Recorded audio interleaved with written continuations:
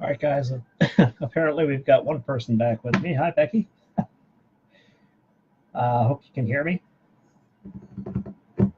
4 or 5. Okay, we're starting to get some people back online again. I am so sorry, guys. The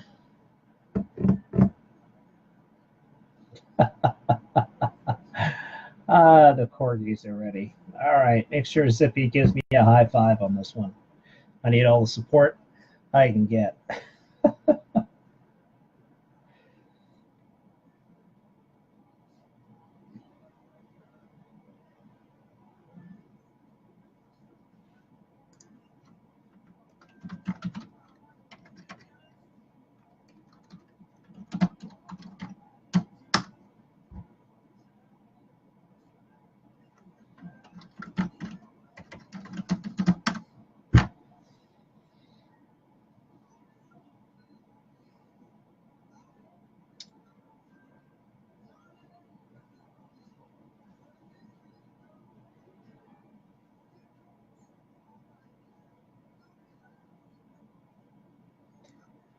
All right, guys, got 9 or 10 people or so back with us. So apparently, I lost a few along the way. I don't blame them. That was kind of bogus.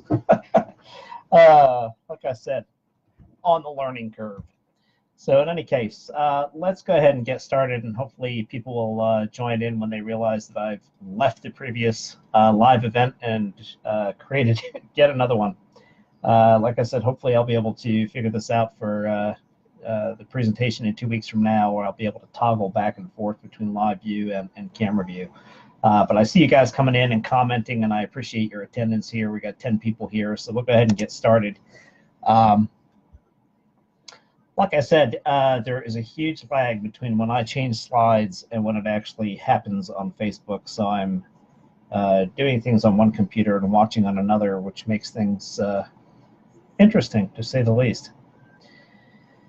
So ultimately, what we're going to talk about today is preventative care and all the things that we can sort of do to maintain health of the pet so that you don't have to come here as often and see my smiling face, and so that you can enjoy a long quality life with your pet. So there's a lot of things we can do preemptively or preventatively to try to maximize health. And that ultimately is what it's all about.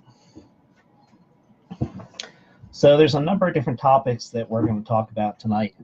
We're going to start off with talking about vaccinations. It's a hot topic in people. There's a lot of people that are on both sides of the fence when it comes to vaccines, whether you're an anti-vacciner or a pro-vacciner. And I'm not going to get into that debate. Trust me, that's a heated debate. We do not want to go there. I'm going to present to you what my recommendations are for your cats and dogs, and we will leave it at that. We'll talk a little bit about vaccine titers as opposed to vaccinating, and what those are and what that means. And then we're going to talk about parasite prevention. We're going to talk a little bit about grooming and behavior, weight management, dental care, which actually that is pretty appropriate because February is dental month, for those of you who are not aware. Training, socialize, and environmental enrichment. We'll talk on those subjects a little bit at the end. And then some other preventative types of things, like preventing toxin ingestion, which we see quite frequently. So that's going to kind of be our plan for tonight. So let's get right into the meat of this thing. Vaccines. So we're going to break vaccines down into 2 categories, and we're going to have core vaccines, which are the vaccines that I'm going to recommend for every cat and dog. And core vaccines are not lifestyle based. They are for every cat and dog. And those would be feline distemper and rabies and canine distemper and rabies. And we'll go into exactly what those are here in just a little bit. And then, of course, if you have core vaccines that are recommended for every pet, you're also going to have non-core vaccines, which are those vaccines that are not for every pet, but are based on lifestyle and based on risk. So those vaccines are, when it comes to cats, are feline leukemia. And we'll talk a little bit about the American Feline Practitioners' recommendations on the feline leukemia vaccine, which have changed recently and are kind of interesting. And in dogs, it's going to include Lyme disease, which we see a lot of in this area. That's a tick-borne disease. Leptospirosis, which is a bacterial organism that is spread by wildlife. Kennel cough and canine influenza. And we're going to go into what these diseases are and why we should be vaccinating, why we should even be concerned about them. So first off, I'm going to break it down by species. So we're going to start off with cat vaccines. And the first one that we're going to talk about, and again, we're going to start with the core vaccines, is feline distemper. All right, so there's this thing that people sometimes misunderstand, distemper. I can remember years ago, I was on call at a practice up in the Poconos, and I got a call at about 3 a.m. From this gentleman who said, Doc, I need to be seen right away. I said, okay, what's the problem? He said, I think my dog is overdue for his distemper vaccine. I said, okay, what makes you think that? I don't like the way he's looking at me. Okay, well, that is not what distemper is all about. Distemper is actually a simplified name for a particular virus that is found within the canine distemper vaccine. But we'll talk about that when we get to canine vaccines. But the feline distemper, as it's commonly referred to, is actually a breakdown of 3 different viruses. And that includes the upper respiratory viruses, rhinotracheitis virus, sneezing, nasal discharge, eye discharge, loss of appetite, are all things that you'll see with this disease. You see it frequently in where there are groups of cats, whether it be a colony of cats outside or whether it be in a shelter situation or a boarding facility, those types of things. Wherever cats are congregated, that's where you're going to see this. Calicivirus is also viral, same symptoms as rhinotracheitis virus, but this one is worse in that it will cause severe ulcerations in the mouth, which is really bad because these guys will stop eating and be quite painful. And then panleukopenia virus, which is a virus that causes GI signs like vomiting, diarrhea, loss of appetite, fever, dehydration, and death. And it causes very, very low white blood cell count, which your white blood cells are a huge part of your immune system. So when those get very, very low, a huge part of your immune system disappears and secondary infections can take over. So those are the 3 viral components that are found within the feline distemper vaccine. Very, very important vaccine. Rhinotracheitis virus is very prevalent, especially in the wild cat population. 85% or more of cats are carriers of rhinotracheitis virus. And the rhinotracheitis virus is a herpes virus. So once a cat gets it, it's like a person with a cold sore. It can go away and come back, go away and come back for the rest of that cat's life. So vaccinating, very, very important.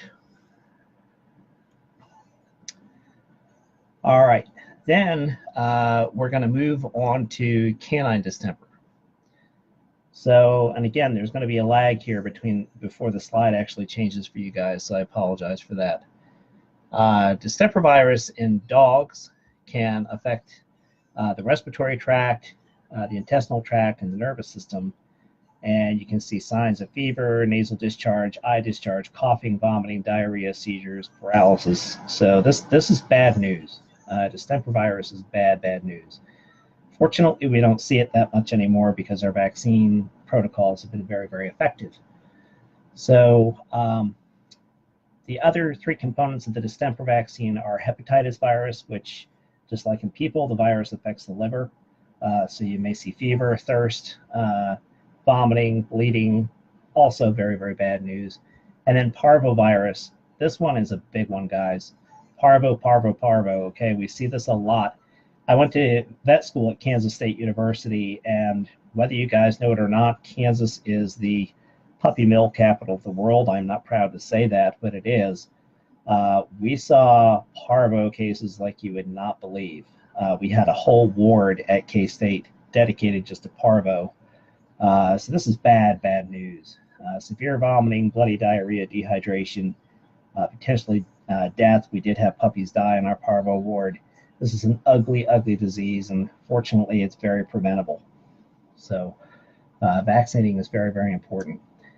And then finally, parainfluenza virus, which is part of the kennel cough complex, which is an upper respiratory virus. All right, and then finally, the last of the core vaccines, obviously rabies. So can't stress to you enough how important the rabies vaccine is. We do see rabies in our area. Raccoons and bats are frequent carriers of rabies, but we have had other animals positive for rabies as well. When I worked in Lancaster, there was actually a cat that came in that was positive for rabies. So we do see this from time to time. The important thing to remember about rabies is once the symptoms set in, it is 100% fatal. There is no treatment. So it is important that your pet be vaccinated, and it is also required by Pennsylvania state law for both cats and dogs. And most recently, I found out that some emergency hospitals will not treat an animal that is not current on its rabies vaccine. Whether you agree with that or not is one thing, but it is a liability issue, and it is a concern for those who are working with pets that if you don't have your animal current for rabies and it comes in with bite wounds of unknown origin, now we have to worry about rabies. So it's something to consider, and you can be fined if you don't have your pet current for rabies in Pennsylvania. So it is extremely important, the most important vaccine that we give. All right, so let's talk about how often these vaccines are given, because this has become a hot topic that we're quote unquote over vaccinating, and that we should be vaccinating less or less frequently.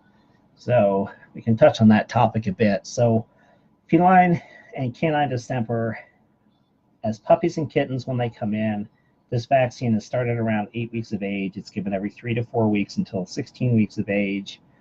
Then again at 1 year of age, and then it's every 3 years. That's the protocol that we use here at VetCetera for all cats and dogs. Rabies is initially given at 12 weeks of age or older.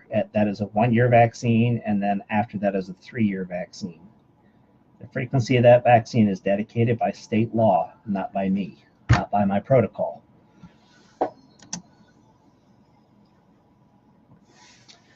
So along those lines, let's talk about vaccine titers. Who here has had any exposure to vaccine titers or knows of vaccine titers? Let me just get a show of hands. And again, there's going to be a little lag before you guys actually start responding to me, but I'd be interested to know if you guys are even aware of them. So what a vaccine titer is we can draw blood from your pet and send it in and see if there are antibodies to the various things that we vaccinate for. Okay. Yes, I know, Carol. I know you're aware. We've been down this road. So there are pluses and minuses to that. If we do a titer and the titer comes back protective or high enough, we don't have to vaccinate. The question that I have is, and what I haven't seen well established, is how often do we do these titers? Because what you're looking for is a protective titer that then over time, as you test repeatedly, starts to drop. Now you know it's time to revaccinate. And so how often do we do that? Do we do that annually? Do we do that every 3 years when we would have normally given the vaccine?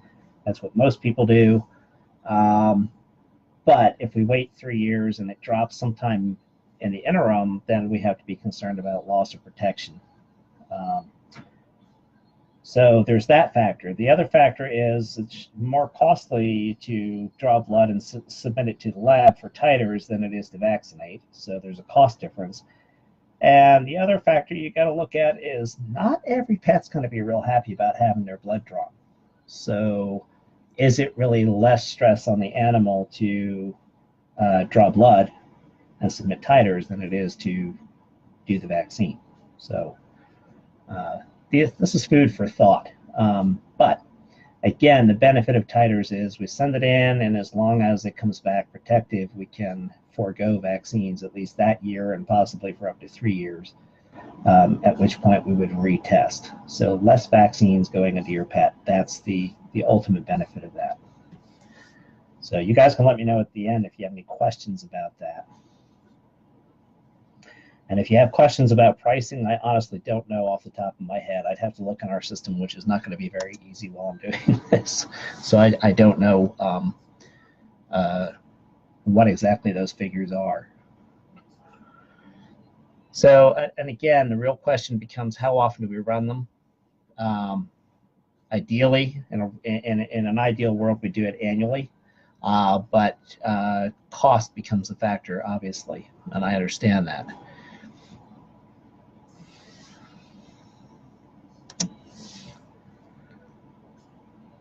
All right, so let me hit on some questions I get about vaccines related to titering versus totally indoor animals, those types of things. So I often hear comments or questions such as, I have a totally indoor cat or dog that only ever goes out on the backyard for eliminations. Do I really need to vaccinate?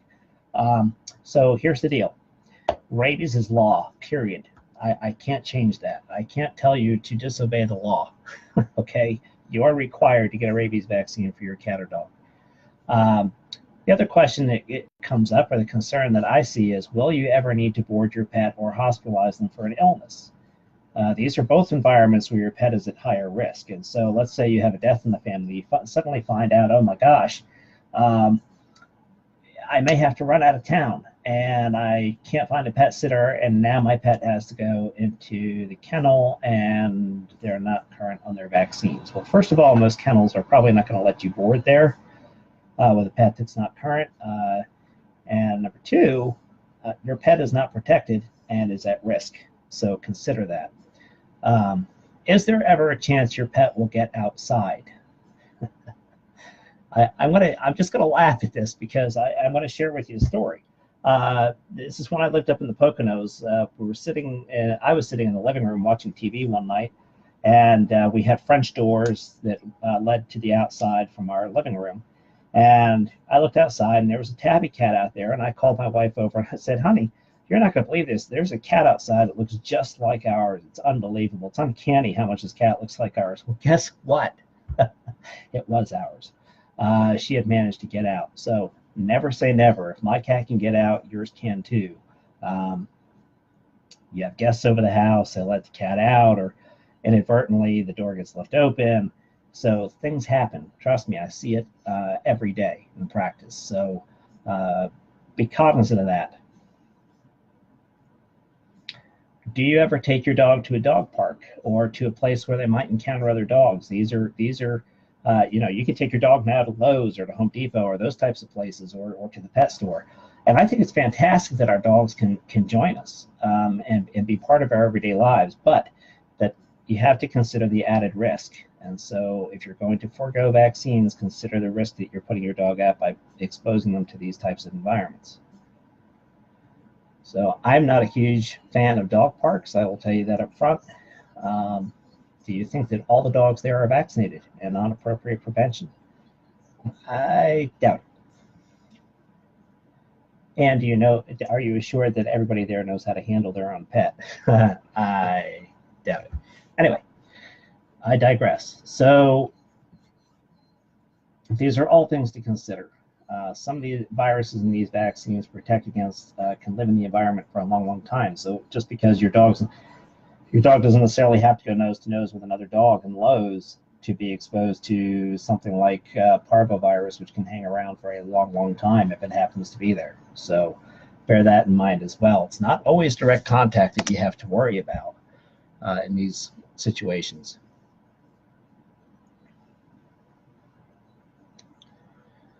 So another comment that I get is, okay, well, my dog or cat never goes anywhere. If I have to board them or hospitalize them in an emergency situation or something like that, I will just have them vaccinate them when they go to the facility. Yeah, that's a bad idea. because it takes vaccines about 3 weeks to be fully protective. And so vaccinating your pet as they go through the door of the facility is really not protecting them at all. So consider that. It's not like you can just shoot a vaccine in now and 2 minutes from now we have immunity. The science just doesn't work like that. So be aware of that. All right, so now we've talked about the core vaccines. I've given you reasons to consider vaccinating.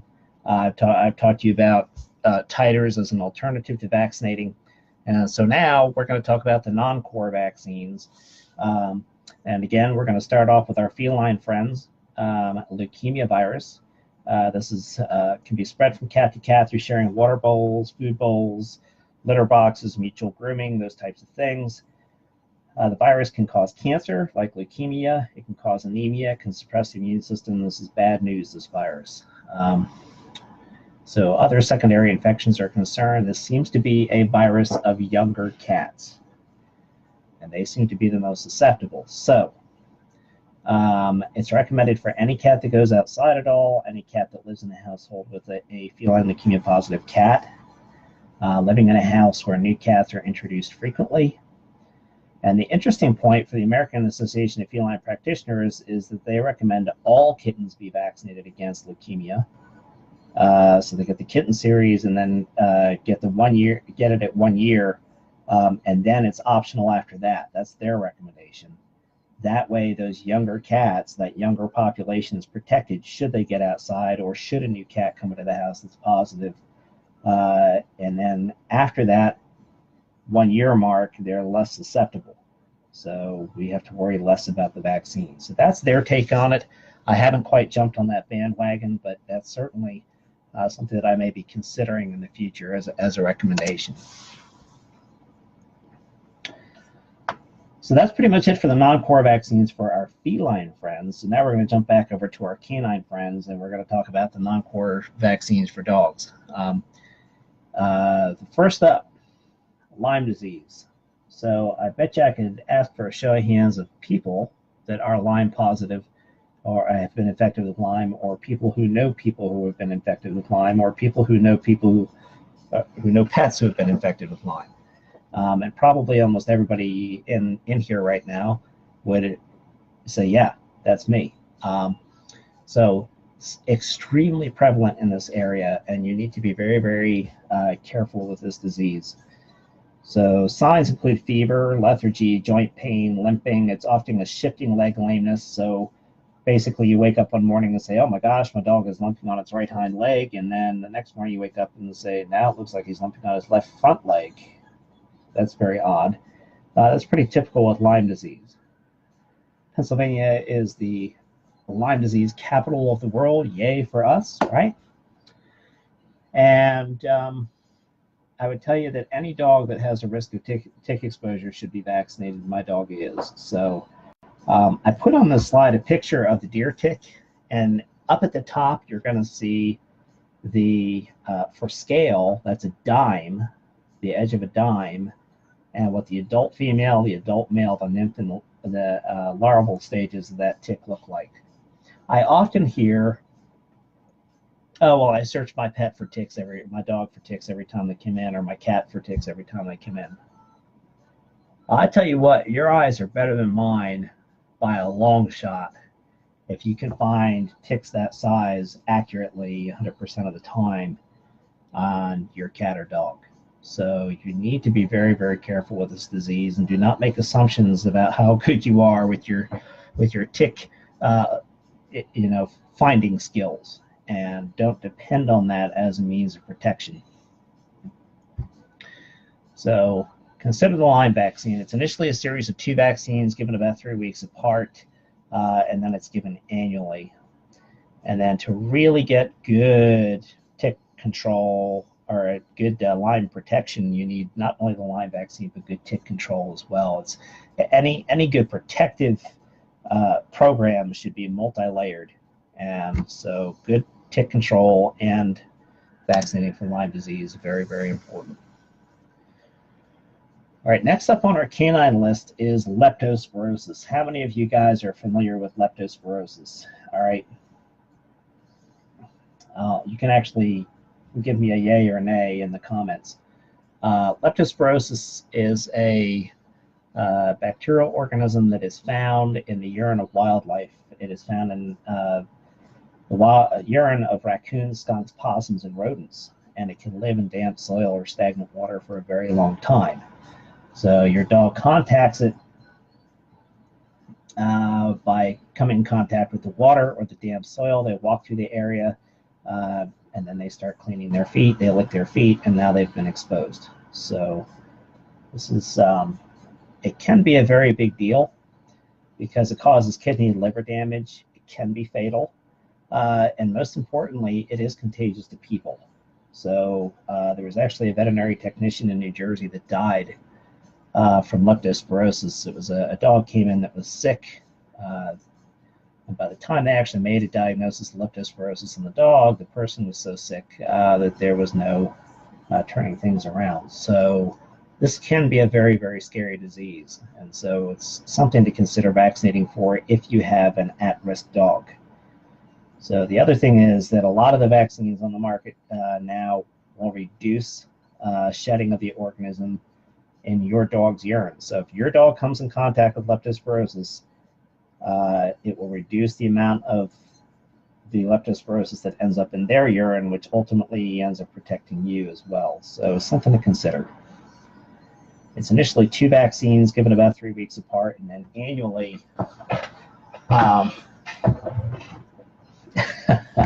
Okay, Becca. Yeah, don't worry. Don't be worried about taking your dog out. I'm not trying to freak everybody out and make everybody paranoid to walk out their front door. But the point is, knowledge is power, and I want you to be aware of these things. Okay.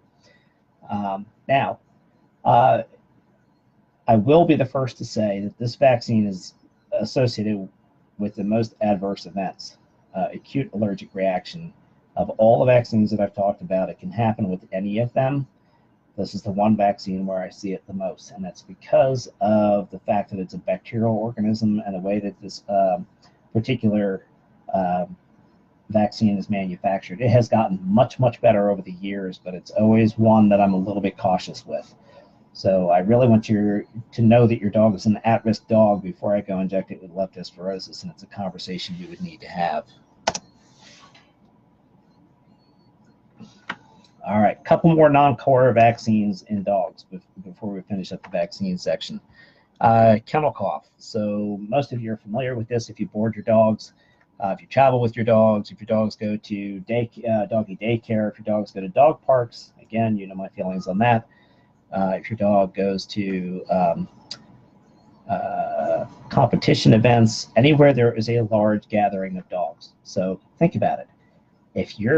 Where do you get the common cold, right?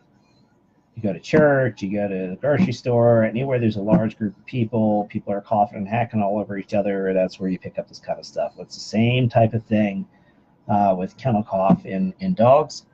So if your dog's involved in boarding, grooming, dog shows, dog parks, doggy daycares, all those sorts of things, I would strongly recommend the kennel cough vaccine.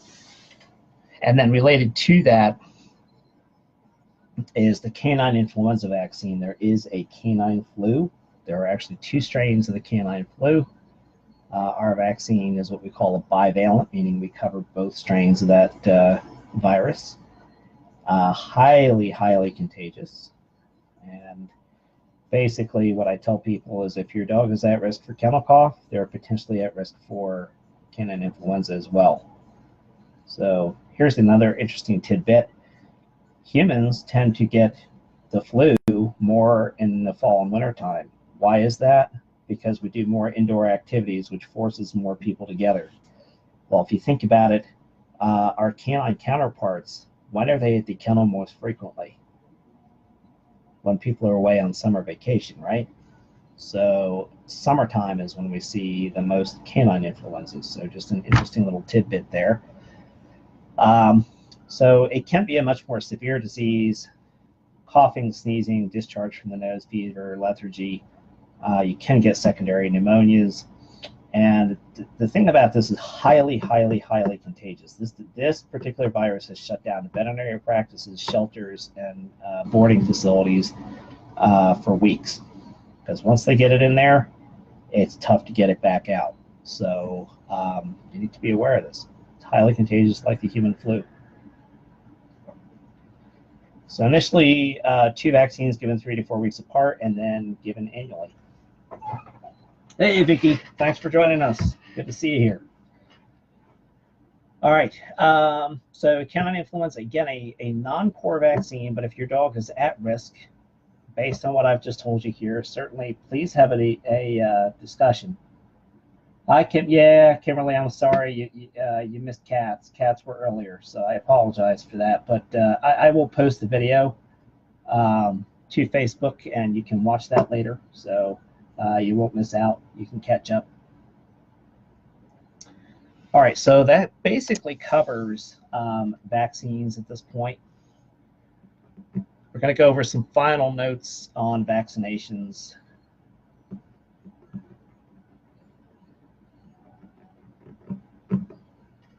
All right, so some final notes on vaccines. First of all, adverse reactions to vaccines are possible, but they are fortunately rare. So adverse reactions can happen at any time, even if your pet has received the vaccine in the past with no problems at all. Vomiting, diarrhea, swelling of the face are signs of adverse reaction that need medical attention. And so if you're at the vet, if you're here at Vetcetera, your dog gets vaccines, and you're heading home, and your dog or cat start to vomit, please don't assume that it's the car. It could be, but it may not be. Please make sure you keep a close eye on that cat or dog. And then 2, if you start seeing swelling of the face, so eyes get real puffy, lips get real puffy, ears may even get puffy, you need to call us and get back here. Acute life-threatening reactions are possible, but very, very rare. In 20 years, I have seen 1 animal die as a result of a vaccine. So I'm not saying it can't happen. I'm just saying that it is very, very rare. Okay. Most common side effects include soreness at the injection site and lethargy for 24 to 48 hours post-vaccine.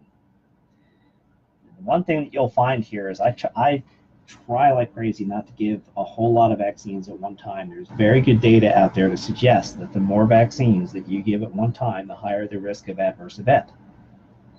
So I'm not going to bring your 5-pound poodle in here and give a rabies, distemper, Lyme, leptospirosis, and influenza vaccine.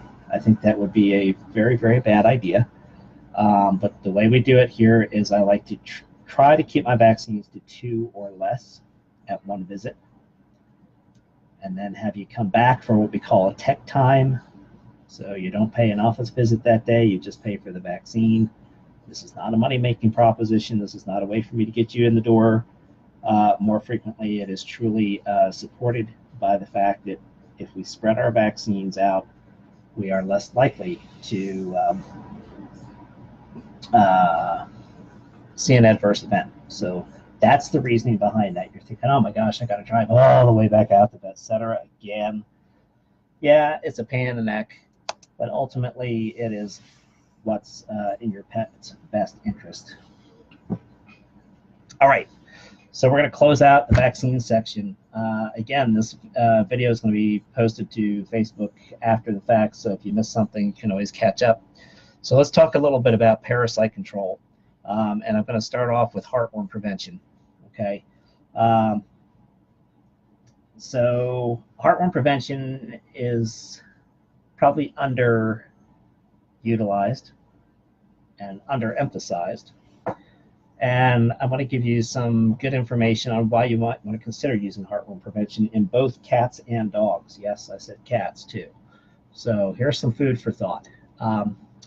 We use Interceptor Plus Oral, which protects against heartworms, which are worms that, as the name suggests, live in the heart and lungs, cause heart and lung damage.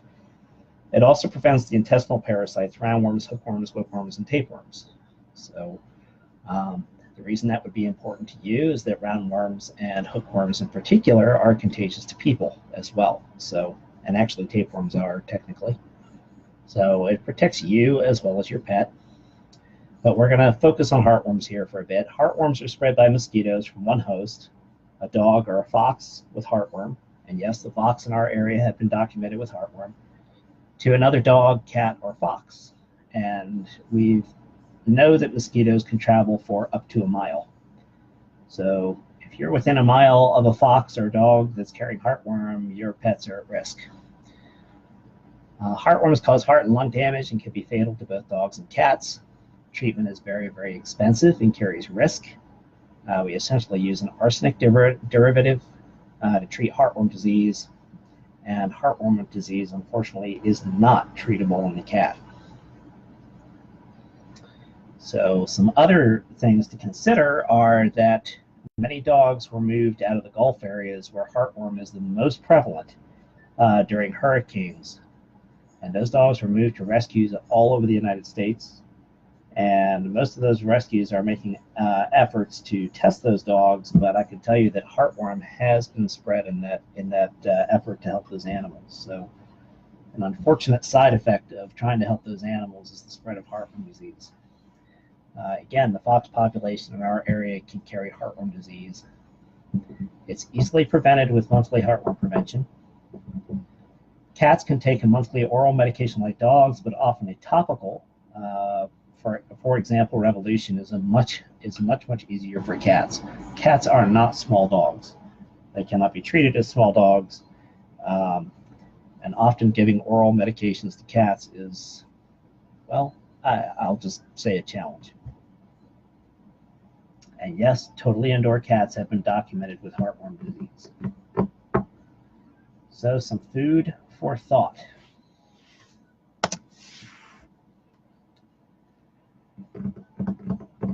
All right, so the other side benefit, and actually the thing that I emphasize the most about heartworm prevention, as I already alluded to, is the fact that it also prevents intestinal parasites, roundworms, hookworms, whipworms, tapeworms.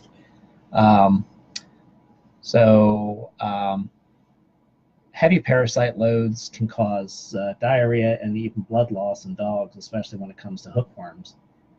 Roundworms can infect people, and this is kind of scary, but it can migrate through internal organs or end up in the eyes.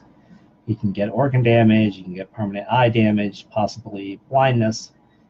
It is seen most frequently in children, elderly, and immunosuppressed folks, people who are on chemotherapy or HIV positive, etc.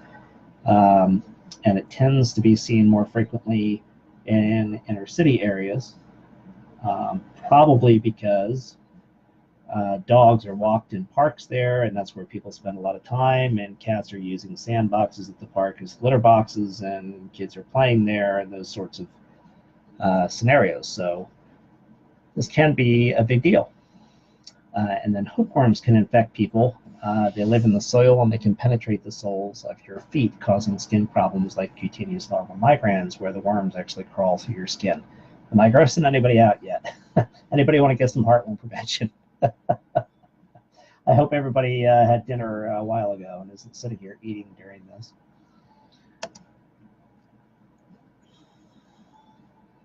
And the other important thing to remember is if you wait until your pet has intestinal parasites, especially dogs in this particular case, before you start heartworm prevention, the train has already left the building, and or train has already left the station. And here's the thing, especially when it comes to whipworms, they don't die. They are in your soil. Once your pet has defecated on your lawn and they sit there, those parasites will get in there and they will be there forever. They survive freezing, drying, rain, etc. You can even burn the top layer, and some of those will survive. So much easier to prevent than to try to get rid of them. So I strongly recommend heartworm prevention, or at least a good internal parasite control program. So, and it's common for puppies and kittens to have one or more parasites, okay? Roundworms are seen in, like, I don't know, 80% of all puppies and kittens. So it's that prevalent. And so you'll find that if you bring your puppy or your kitten here, we're treating them either with a dewormer or we're sending them home on heartworm prevention. So, and this is why I can't stress this enough. An annual stool sample check is a very important part of preventative care. So when we're asking you to bring poop into your office visit, it's not because we like playing with poop, okay? I didn't go to vet school so I could play with poop, all right? It's important for your safety and for your pet's health. All right, so now that we've talked about the worms, let's talk about fleas and ticks for a little bit, okay? Fleas and ticks can spread disease, okay? They're more than just irritating. Tapeworms come from fleas. Flea allergy dermatitis is a problem with fleas. They can also spread infectious diseases like Bartonella, Mycoplasma. They can cause anemia. Ticks can spread disease like Lyme disease, Anaplasmosis, Ehrlichia, Cytozoonosis, Rocky Mountain spotted fever, and others. And we only have a vaccine for Lyme disease. We already talked about that. So consider flea and tick control a very important part of preventive care. Note that it is a preventive, not a treatment. So if you wait till your pet has fleas, again, the train has left the station. You're already way behind. For every live flea that you see on your pet, you can expect another 100 fleas in the environment. So let that gross you out a little bit, okay?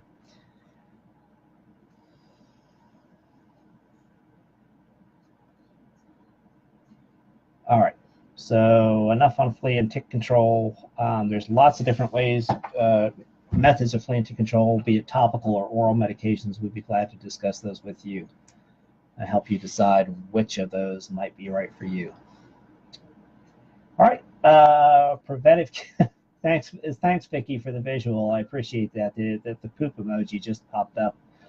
How appropriate. I love it. All right, preventive care, dental care. How many of you guys actually check your pet's teeth out on a regular basis? I'm being honest when I say I don't check my pet's teeth as often as I should. I'm a veterinarian, for crying out loud, but you know, let's just get real. I've got 7 cats and a dog and 4 kids, and I'm lucky if my kids' teeth get brushed, never mind my pets. So I'm just being honest. At the end of the day, life has a way of getting away from us, and dental care often gets overlooked. But here's the thing I want you to consider with preventive care, from a preventive care aspect. It's important to remember that your pet's teeth are not just important for eating, but they're also essentially the fingers and hands of your pet. They grasp things, carry things. They use their teeth for a whole lot more than just eating. So they're a very important part of your pet's life. And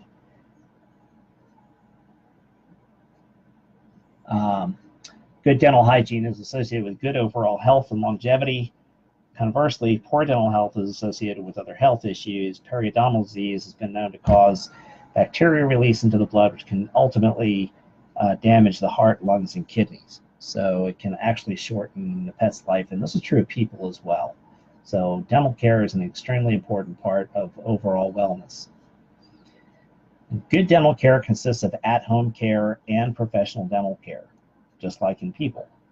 So people often ask me, what can I do so that I never have to have a dental done on my pet? I don't know that I have an answer for that, okay? It is, again, it's a combination of at-home care and professional care.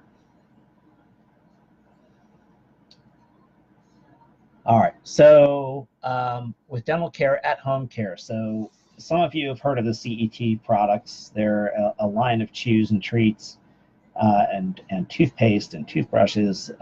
They basically make a whole line of veterinary dental care stuff. I believe the company that makes it is Virbac. They came up with at-home care. It's good to rinse, it's better to chew, and it's best to brush. So there are dental rinses that you can use to try to slow the progression of dental tartar and plaque. So that's good. That's a good way to approach it. There are even water additives that you can just put in the drinking water that help slow that progression.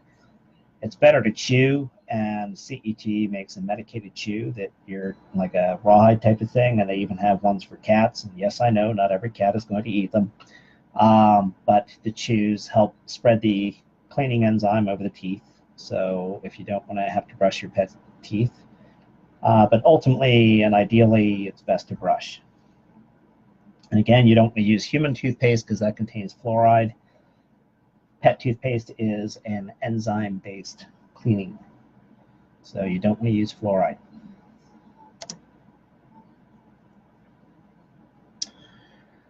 All right. Little word on professional cleaning, because I'm seeing more and more places pop up that say anesthesia-free dental cleaning.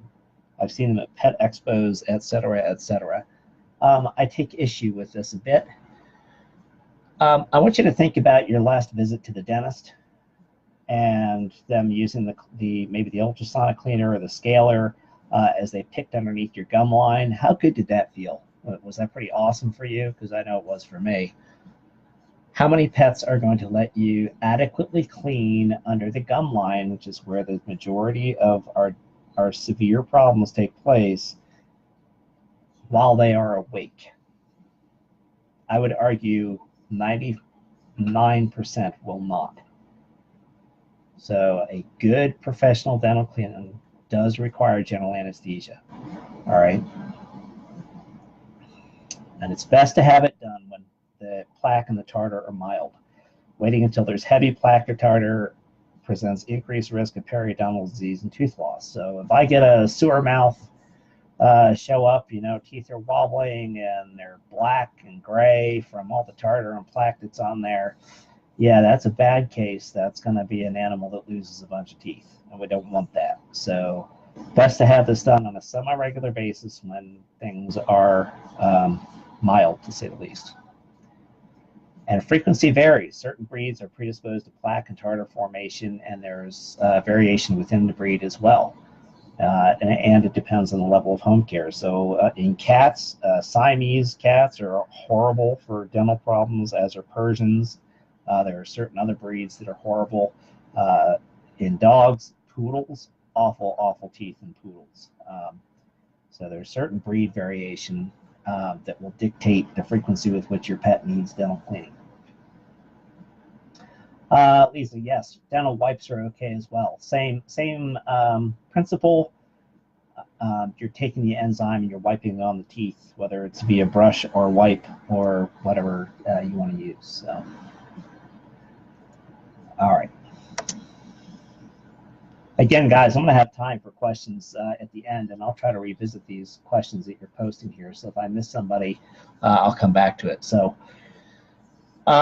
next slide. So sorry for the lag here, guys. Next slide has a couple pictures of kind of before and after dental cleaning. So what you're looking at here is a patient that has been anesthetized. The tube that you're seeing go down into the mouth is an endotracheal tube, which allows the pet to breathe oxygen and gas anesthetic. It also protects the airway from the water and the plaque and the tartar that we're cleaning off the teeth. But you can see the before and after cleaning of these teeth. And this pet has received cleaning above and below the gum line. And then if there's anything questionable, we will x-ray those teeth and make sure that the roots all look healthy.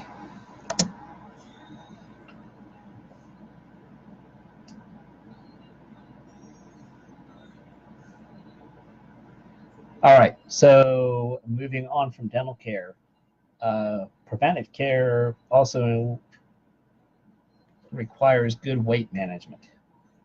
How many people in our presentation now have an overweight pet? Let's be honest. How many of you have an overweight pet? I know at least one in here does not have an overweight pet, and I will let her decide who she is. But I will be the first to admit to you, I have an obese cat. Yes, I said it. I have an obese cat. At his worst, he weighed 21 pounds, and I'm not proud of that. But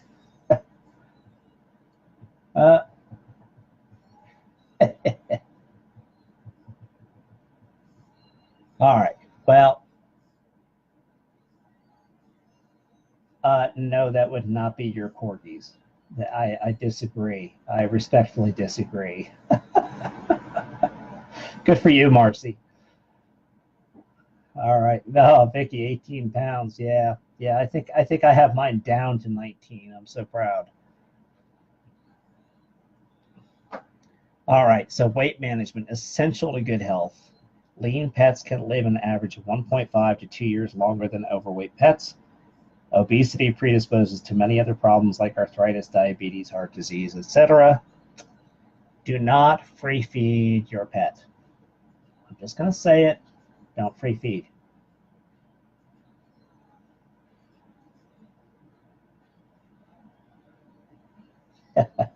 Yeah, Vicky. Yeah, you and me both. All right.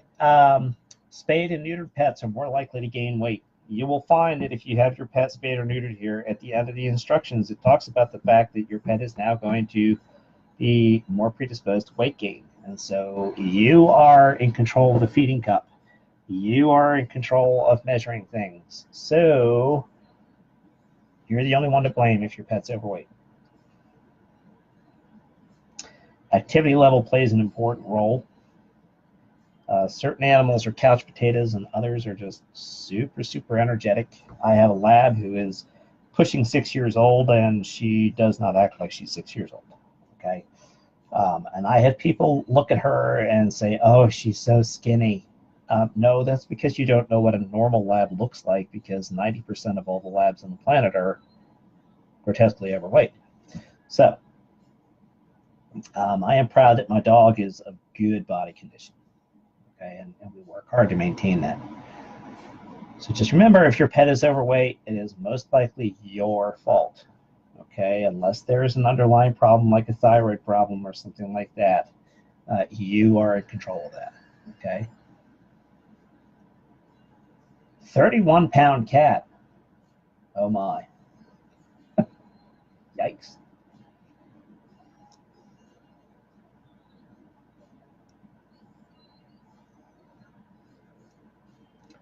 All right. So next slide is a weight chart. It may not be real easy to see on your computer screen or your phone screen or your iPad screen or whatever it is you have to be watching this on. But you can go online and Google body condition score charts and see these for yourself and decide whether your pet is thin, underweight, ideal, overweight, or obese. And basically, an ideal pet, you're looking for a nice waistline as viewed from the top. You're looking for a nice tummy tuck as viewed from the side. All right, that belly should come back and tuck up towards the back legs. So very, very important part of maintaining good health. Weight management, as with people, keeping weight off is much easier than losing weight. How many people, can I get an amen? Can I get an amen on that? Yeah, I can tell you that I can attest to the fact that that is very, very, very true. So the other thing I would stress to you is just restricting the amount of food to get your pet to lose weight is a dangerous proposition, because as you're trying to restrict calories, but the problem is that as you restrict food more and more and more, you're also restricting essential nutrients. So be very, very careful about that. Just reducing volume of food that you're feeding may not be a safe way to go about weight loss. So please talk to us about that. Also, rapid weight loss can be dangerous, especially in cats. Cats get fatty liver disease very easily, which can be fatal if they're calorie restricted too much and too quickly. So rapid weight loss can be a bad thing. So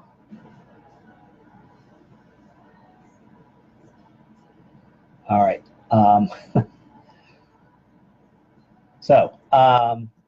Quality nutrition. I am not even going to attempt to go into that subject, because that is a whole nother presentation in and of itself. It's a huge topic and it's beyond the scope of this presentation, but I will try to do a separate nutrition lecture at some point, because I know, at least for me, I don't know about you guys, but when you go into the pet food store, it can be very, very overwhelming. What is good? What is bad? You know, everybody's into feeding grain-free.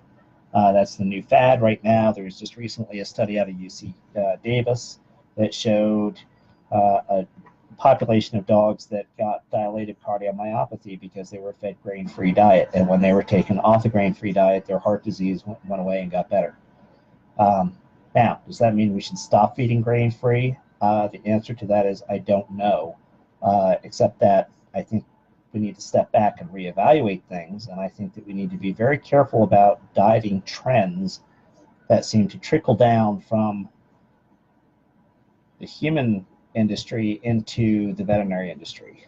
I think we make huge mistakes sometimes in jumping on the bandwagon of, wow, grain-free is it, or, you know, it has to say organic, or it has to say this, or it has to say that. What do those terms even mean? So again, that's way beyond the scope of this talk, but it is an important part of weight control as well.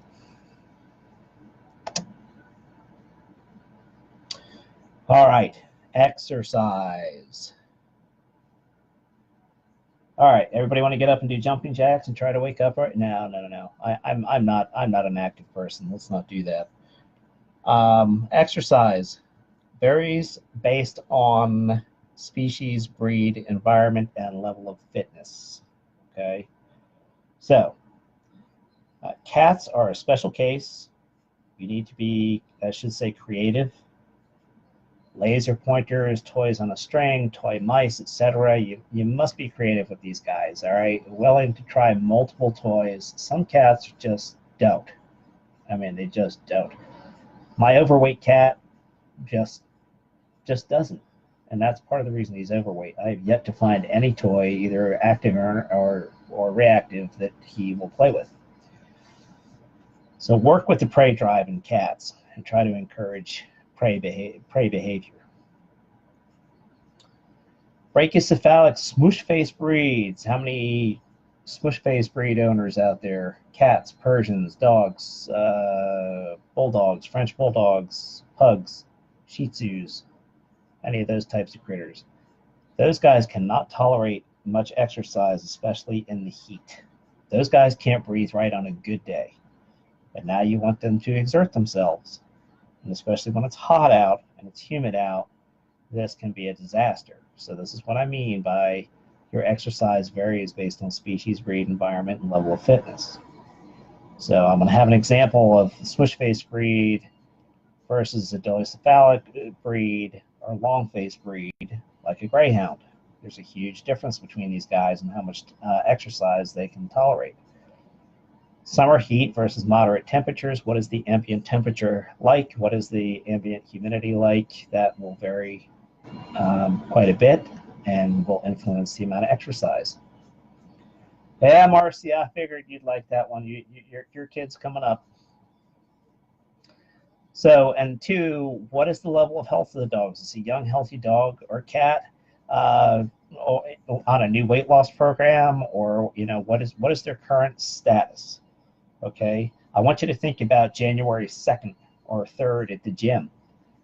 Everybody comes out, the New Year's resolutions have been made. The overweight people show up at the gym and they're killing themselves the first day. All right, probably not ideal. So let's not do that to our pets. Let's look at the level of fitness that they currently have and tailor the program to them. Swimming is an ultimate exercise for pets if you have that available. Low impact. Do not try to swim your smush-face breeds. That can be dangerous. Bulldogs do not swim. They sink very efficiently. There it is, Marcy. Special thanks to Marcy Howell, who's currently in this with us. That is her greyhound. And she was kind enough to be taking pictures of her greyhound at 10:15 last night, as I was desperately looking for a picture of a dog with a long snout.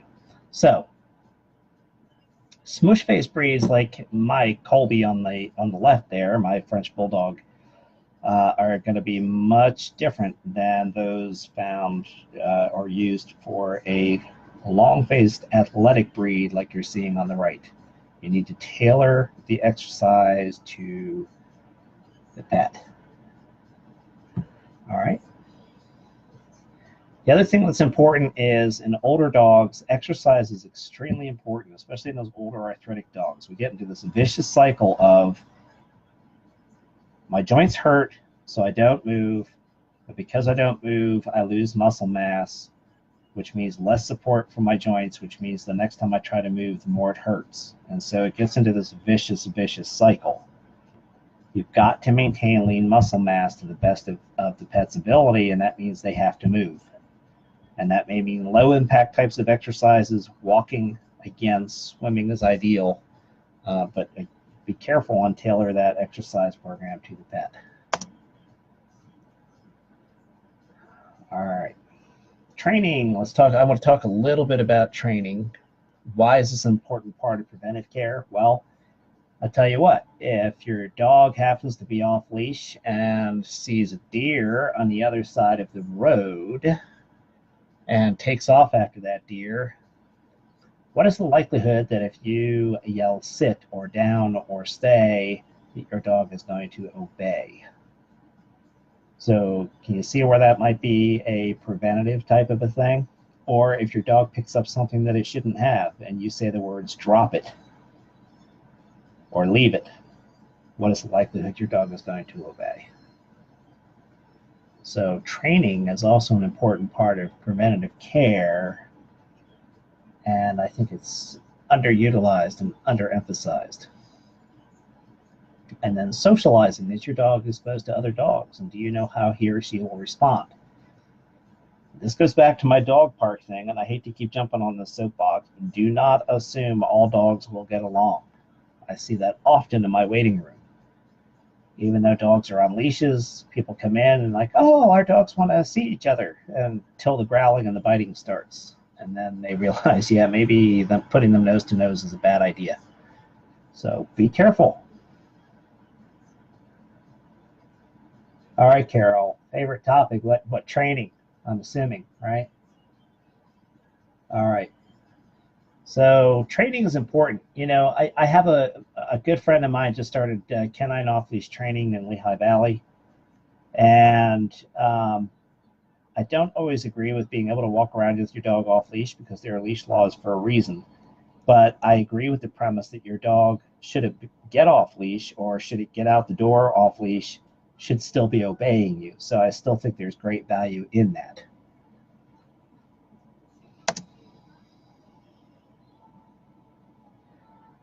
All right, so let's talk about environmental enrichment. How many cat owners do we have here in the room? Hopefully a few. So environmental enrichment really focuses on our feline friends. And it's really aimed at the totally indoor cat. So if you think about a cat is a predatory creature. It spends its whole day hunting outside and catching small mammals and birds and things like that to survive. Then we take that cat, we stick it in our house, and we feed it kibble out of a bowl, and we wonder why the cat is peeing outside the litter box. Well, let's put it this way. Even though sleeping on the couch may not seem stressful to you, you've taken the whole predatory behavior of that cat and shoved it into a box and said, don't be that animal anymore. And so, yes, it can be stressful. No, Elizabeth, I think I'm good. I've got 7. I'm maxed out, but I appreciate that. So environmental enrichment has to do with cats. And it's about making sure the environment provides opportunity for play, and it should be prey drive, interactive versus objective play. What do I mean by that? Interactive play is you are on one end of the thing they're playing with. It might be a laser pointer. It might be a string. It might be a stick with some feather dangling off the end. You're part of that interactive play. Object play means stuffed mice or crinkle balls or those types of toys that they can play with on their own, and you should use a combination of those two. All right. Interactive play, interestingly enough, really should be aimed at their predatory behavior, meaning that you should be making that toy hide behind things a little bit, wiggle, make that toy act like something that they would chase outside, whether it be a mouse or a bird or something like that. Don't just swing it in front of their face and expect them to play, all right? Opportunity to retreat. I read an article where the authors talked about cats and divided them into tree dwellers and cave dwellers. And as I've observed my own cats, I would have to agree with this author that there are cats that, while they may both either be tree dwellers or cave dwellers, they're predominantly one or the other. Meaning that some cats like to go up high to retreat, like a cat tree, things like that. Others like to hide in things like boxes or cubbies or little tunnels or bags or something like that. And so you need to provide enough places for your pet to retreat based on their preferences. Adequate litter box access. For those of you who are cat owners, ideally you'd have one litter box for every cat in the house plus one. And those litter boxes should be in places that are very low traffic and not in places like next to the water pump that may turn on while the cat's in there and scare the heck out of it. That could be a whole nother topic, is litter box issues in cats. A safe feeding area for each cat to prevent bullying at the bowls. Scratching posts, appropriately placed scratching posts. Here's the problem with scratching posts. People tend to buy them and stick them in a back room somewhere because they don't want them hanging around. That's not going to work. The reason that your cat is clawing your couch is because that's the social area of the house, and that's where your cat wants to be. So your scratching posts need to be in a social area. All right. Hiding spots, again, boxes, bags, and tunnels.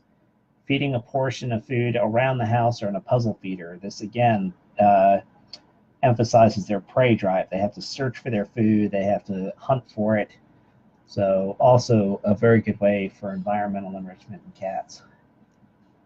Yep, catnip on the toys. That's fun for everybody. Catnip's fun for everybody involved. All right. We're getting close to the end here, guys. I realize we're over an hour at this point, and I can't believe 14 of you cool people have decided to hang out with little old me on Monday night. I appreciate that. All right, grooming. So many people don't realize that the skin is the largest organ of the body. It's important to prevent matting and grooming, that is. Grooming removes loose fur and dead skin. It spreads natural oils over the skin, which is a natural defense against infection. Older animals do not groom as well, and so you need to pay particular attention to them. In light of that, you need to be careful what kind of brush or grooming instrument you use on those older kids, because some of them are thin and frail, and some of those brushes are pretty sharp, so be careful what you use. You can use tools like the Furminator for removing loose fur, and then you can also use smooth bristle or round bristle brushes for general brushing. And then regular nail trimming is important as well.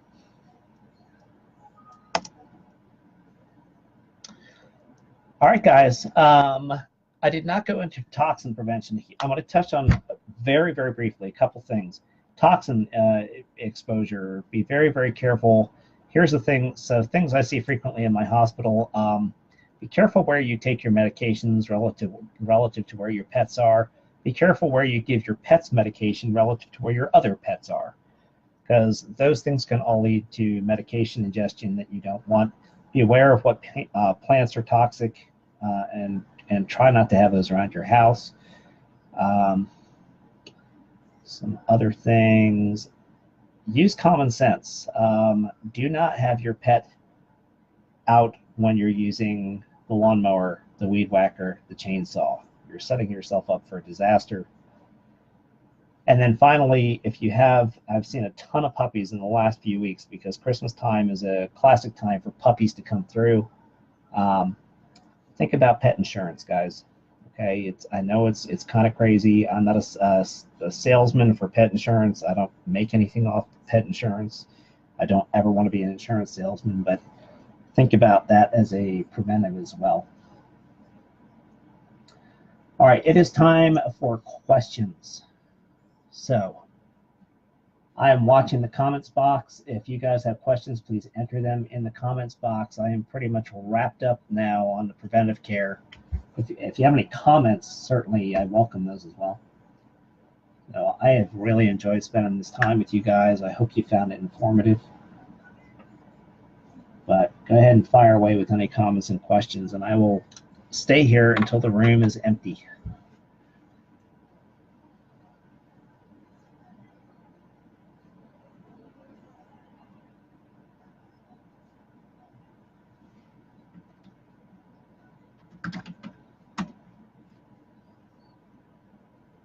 Okay, so Carol Myers, Interceptor versus Sentinel. So Sentinel has an ingredient in it for fleas, which is basically a birth control for fleas, if you will, and it activates the eggs. So that's the benefit over Interceptor. But as far as the heartworm and intestinal parasite control part of it, they're both equally good.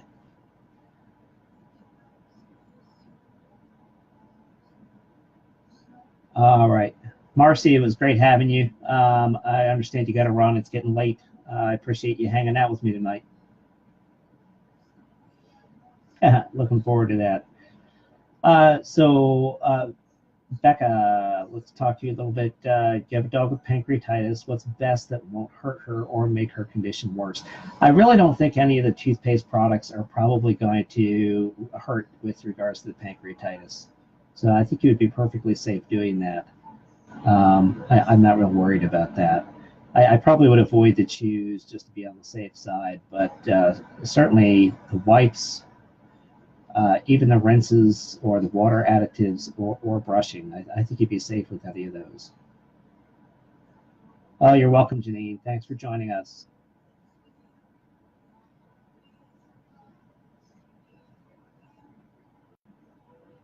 As a reminder to you guys, we're doing the senior pet program in 2 weeks, same time, same location. Senior pets, the special considerations for senior pets.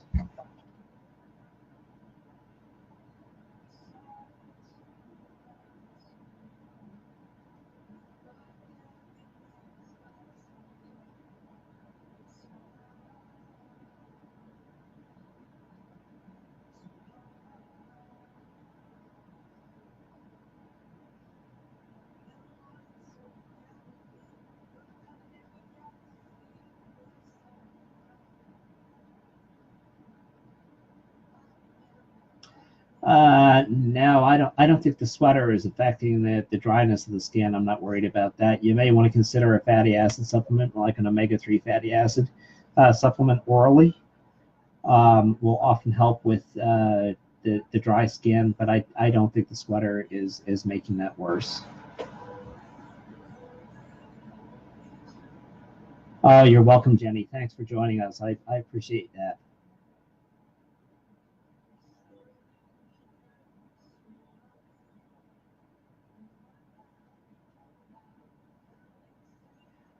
Vicky, I would try a fatty acid supplement on top of that Cosequin. Well-Actin is a great product for cats. You might want to try that instead of adding additional Cosequin. So the water treatment for dogs, we have it here. The name of it currently escapes me. Isn't that horrible? But yeah, there is a water additive you can put in. We have it here.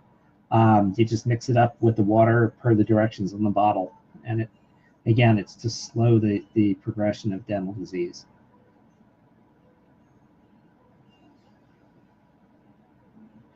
So the corgis being grain free, I would not panic. Carol. You can Google that. It should come up.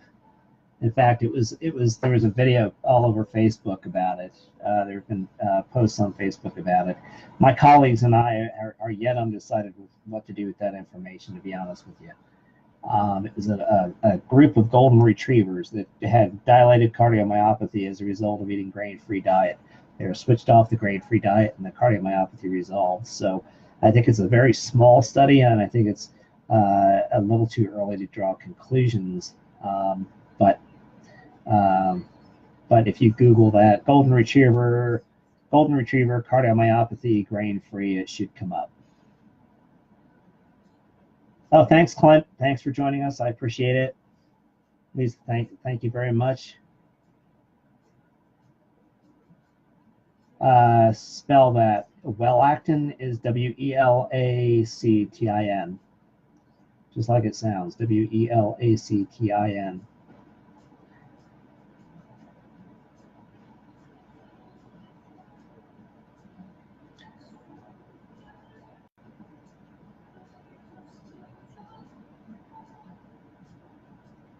Oh, you're welcome, Carol. It's been great talking with you guys and sharing time with you guys. I hope I'll see some of you guys in a couple weeks.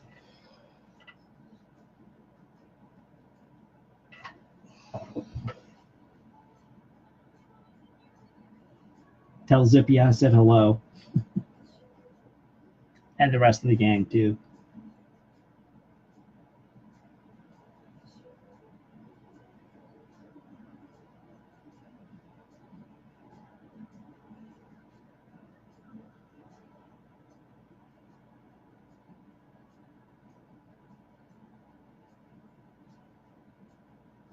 Oh, you're welcome, Elizabeth. I'm glad you were here and joined us. It's great having you. Thanks, Vicky. Have a good night.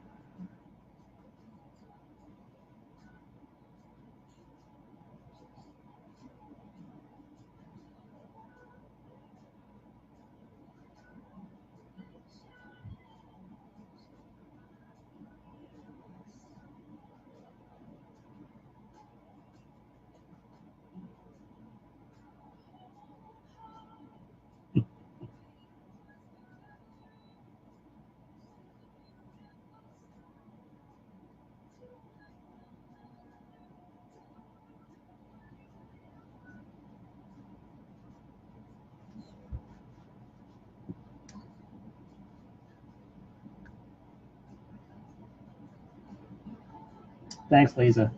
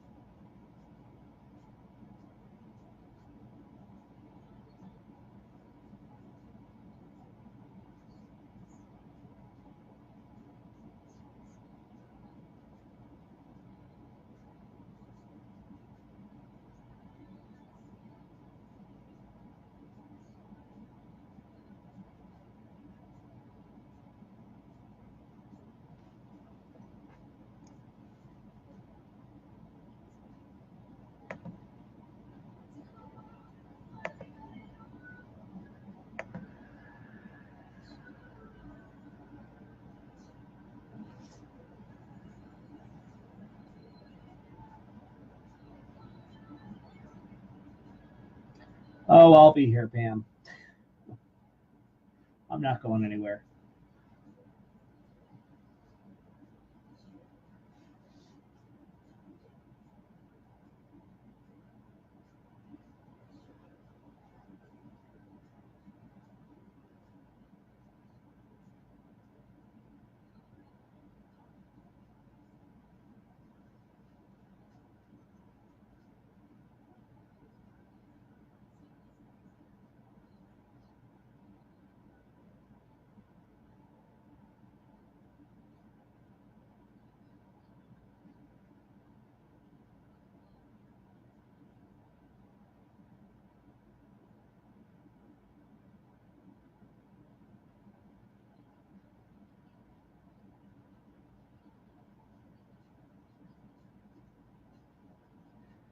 Understood, Pam. Stay safe. We'll be here.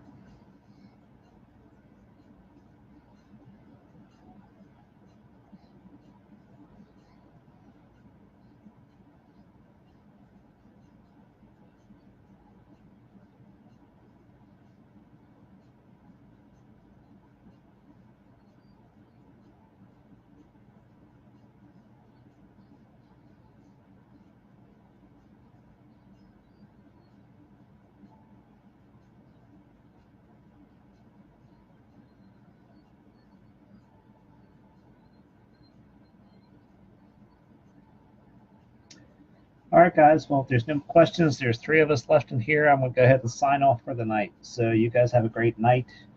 I really appreciate you joining me. And like I said, I hope I see a couple of you guys in 2 weeks. Senior Pet Care, don't forget.